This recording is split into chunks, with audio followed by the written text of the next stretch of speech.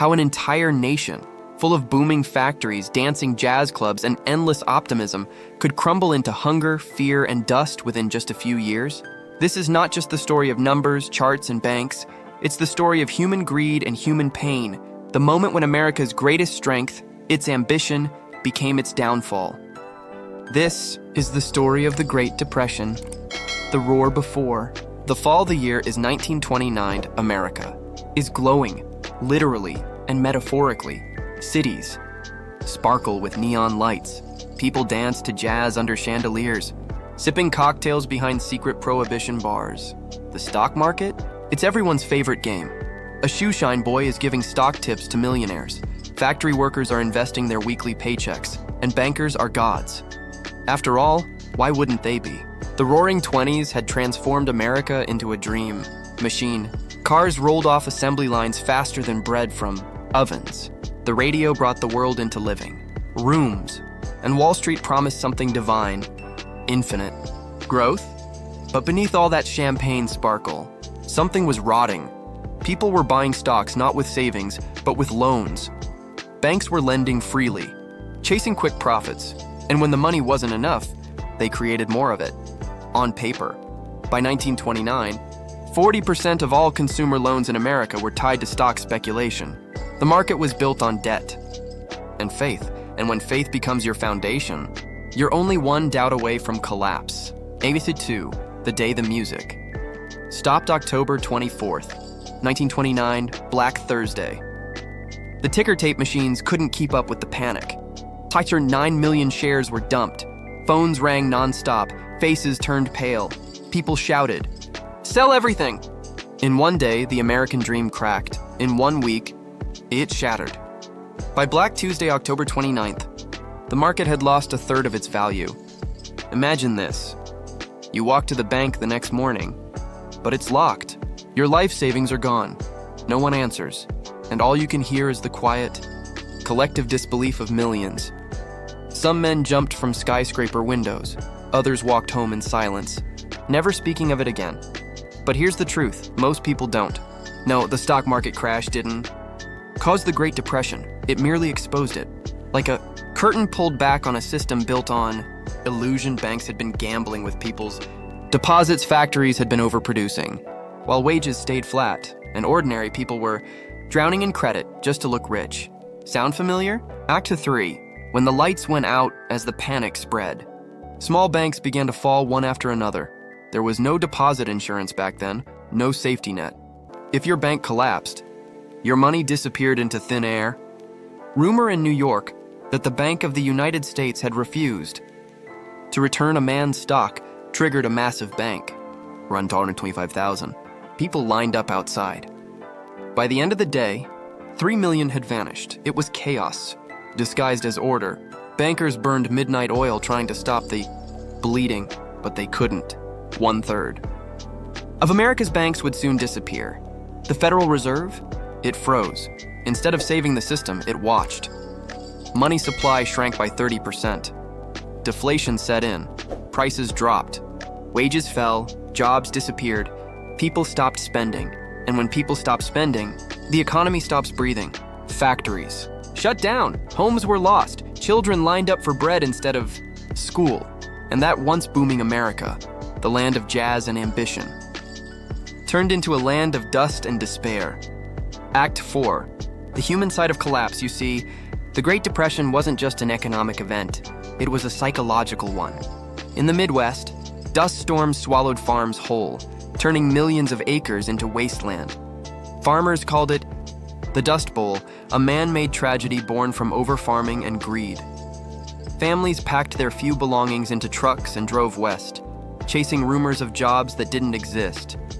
Some never made it, others did, only to find endless lines of desperate faces competing for a single dollar's wage. In cities, once proud men stood in soup, lines wearing tattered suits, the same men who used to toast in gold-rimmed glasses. Their wives sold their wedding rings to buy food. Their children learned hunger before they learned hope. And yet, through all this darkness, something extraordinary happened. America began to see itself differently, not as a nation of individual success stories, but as a shared struggle for survival. That shift, painful as it was, gave birth to empathy. And empathy eventually gave birth to reform. Act 5, the man who promised hope in 1932.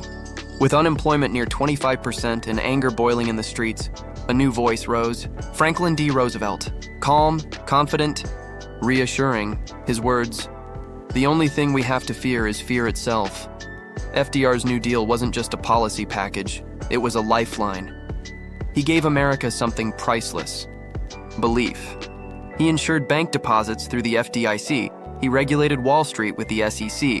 He created Social Security, jobs programs, and infrastructure projects that rebuilt both cities and spirits. For the first time, the government didn't just stand by, and it stood with its people. It didn't end the pain overnight, but it restored something more valuable than money: trust, and that trust became the soil from which modern America would grow. Act 6, Lessons. Written in dust, economists still debate the technical causes of the Great Depression.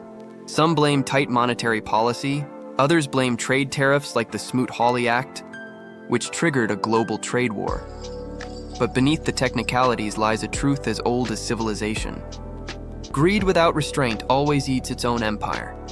The 1920s believed growth had no limit. The 1930s proved it did. Money can inflate endlessly, but human patience cannot. When trust collapses, so does everything built upon it. And here's where it connects to us today. When markets rise too fast, when banks chase risk for short-term gain, when credit flows easier than common sense, history whispers, and its whisper sounds hauntingly familiar because every financial crisis, whether it's 1929 or 2008, starts with the same illusion. This time, it's different, but it never is. Act 7. When the dust settled by the late 1930s, war had returned to the world. Factories began producing weapons instead of cars. Jobs came back, not from prosperity, but from preparation for conflict. World War II became the final spark that ended the Great Depression. And when soldiers returned home this time, America had learned its lesson, at least for a while. Regulation was tighter. Banks were more cautious, and people valued savings again. But like all lessons written in pain, time began to erase them. New generations rose who didn't remember the hunger, the lines, the fear, and slowly, the old cycle began again. Reflections from the cave. So what did the Great Depression really teach us? That an economy isn't just about numbers, it's about trust. That behind every market crash, there are faces, families, and futures. That greed isn't evil by itself. But when it blinds us to consequence, it becomes deadly. And maybe, the biggest lesson of all, you can't build endless wealth on borrowed dreams. History doesn't just repeat, it reminds. It reminds us that what we call progress can turn to dust if we forget the cost of balance. So, the next time the market's up, the hype feels unstoppable. And everyone says, don't miss out. Remember 1929. Remember the breadlines. Remember the people who once believed nothing could go wrong. Until it did. Because every empire and every economy is only as strong as its memory. This was the Great Depression, when Wall Street lost its soul. If you found meaning in this story, share it. Not just for views, but for awareness. Because those who forget the lessons of the past often pay for them again. And remember, every fortune and every fall leaves a clue.